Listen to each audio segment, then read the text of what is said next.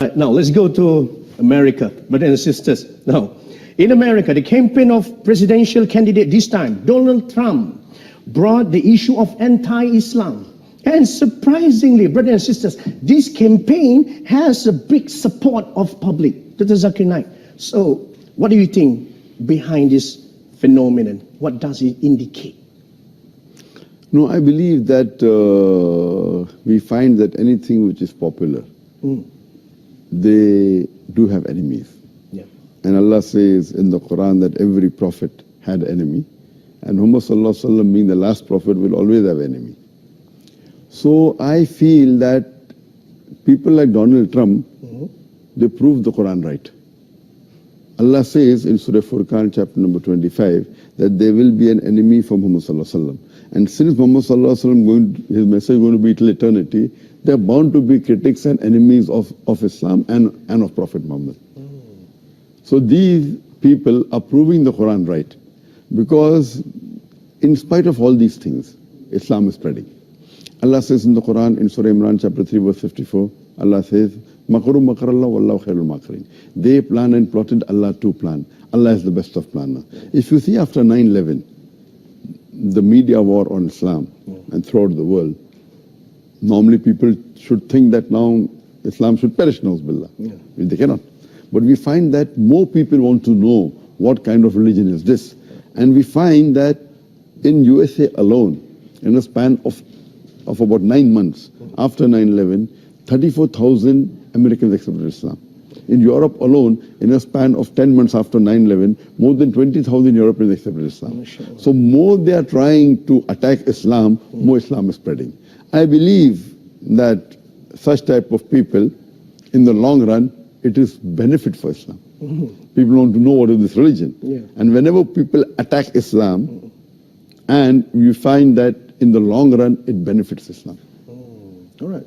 That's fantastic. Now, Dr. Zakir Naik, do you agree if I say that now Muslims are caught up with efforts to restore the image due to Islamophobia campaign in the West? So because of this, they forget to promote noble values of Islam. Yes, I do agree with you. Many a time we Muslims being emotional, we fall into the trap. For example, we know what happened in the Danish cartoons. Danish. It is wrong what they did. We found that most of the Muslim organization, they left everything what they were doing and they were concentrating on that. They were protesting. Fine, we should protest.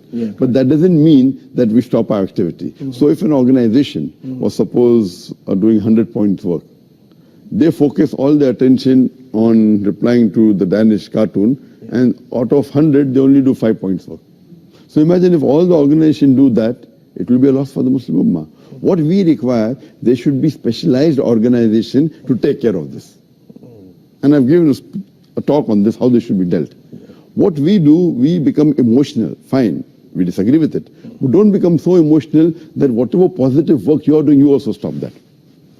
So if we are attacking Islam, we don't leave everything.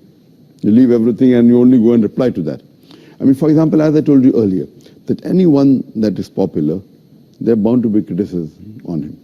I mean, for example, if you go on the Google and if you type my name, there'll be about approximately 15 million websites which has my information. I would say approximately 15 to 20% would be against me. So when a person gets popular, there are bound to be enemies. Initially, I had a perception that when anyone gets popular, the percentage of enemy remains the same. For example, if there are 100 followers, then 1 is enemy. If you have 1,000 followers, then 10 is enemy. If you have 1,000,000 followers, then there will be 10,000 enemy. The 1% remains the same, or 2%, or 10%, what the percentage, it remains the same. But later on, I realized that it's not like that. If you see the seerah of the Prophet Muhammad, when he started preaching Islam, initially he had 5 followers, no enemies. It became 50, 100, no enemies. When it started increasing, then the enemies started appearing. Today, the most popular human being in the world is Muhammad Sallallahu Alaihi Wasallam. Even according to Michael H. Hart, even according to non-Muslims, the most influential human being in the world is Muhammad Sallallahu Alaihi Wasallam. Today, if you know that there are about 1.8 billion Muslims, and maybe another 100 more million maybe non-Muslims who may be liking Muhammad Sallallahu Alaihi Wasallam, you can say 2 billion Muslims who may be liking Muhammad Sallallahu Alaihi Wasallam. But those who are against Muhammad Sallallahu Alaihi Wasallam will be more than 2 billion. Yeah. So because of the popularity, then the percentage of enemies keep on increasing.